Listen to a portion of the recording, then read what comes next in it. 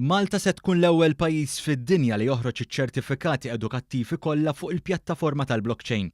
Dan filwaqt li l-individwu jista' jkollu aċċess għaċ-ċertifikati tiegħu permezz ta' app bl-isem BlockCerts u għalhekk mhux se jkollu għalfejn imur b'saqajh fl-istituzzjoni edukattivi li attenda biex joħorġulu ċ-ċertifikati.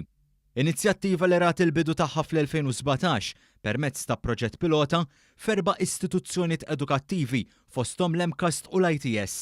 Natalie Smolenski minn Learning Machine spjegat kif wara li ġiet pruvata s-sistema u kien assigurat li taħdem b'mod sigur, il-pass li jmiss kien li tinfirex mal-pajjiż kollu. We're now getting ready to scale up to additional Maltese institutions like the University of Malta, which also runs the MathSec program, many other secondary schools that also issue school leaving certificates, and others. So in addition, we're adding new types of credentials like academic transcripts in stage 2 of the pilot, and then even beyond.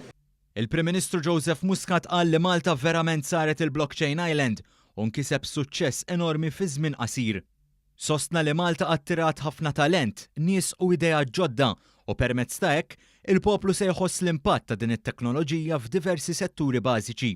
Mistoqsija dwar pajjiżna, Smolenski qalet li f'Malta sabu impenn lejn l-edukazzjoni u l-innovazzjoni teknoloġika.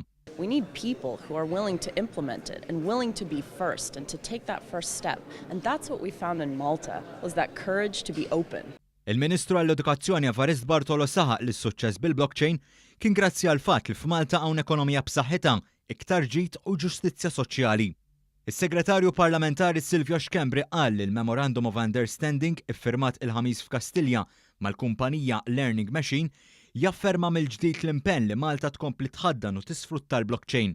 Qegħdin naraw issa proċessi wkoll eżempju fir-Registry of Companies fejn il-kumpaniji ħajibdew jaraw sistemi innovattivi anke fuq blockchain u artificial intelligence, ikunu fis-settur tas-saħħa, fis-settur tal-land registry u anke areas oħra li ħankunu qed nimplementaw dit-teknoloġija tagħmel iżjed ħafna aktar l-effiċjenza. Fid-dawl li hemm bżonn ta' iktar Maltin f'dan is-settur, il-Gvern qed ikompli jinvesti fl-istudenti.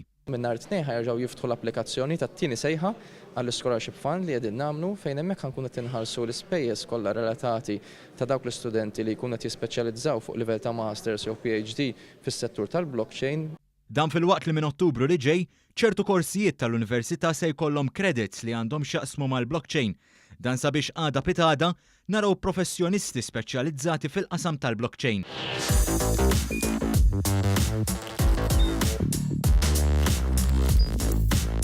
Idħol fuq one.com.mt u hemmhekk tista' tara l-programmi kollha li jxandru fuq One permezz ta' One Play.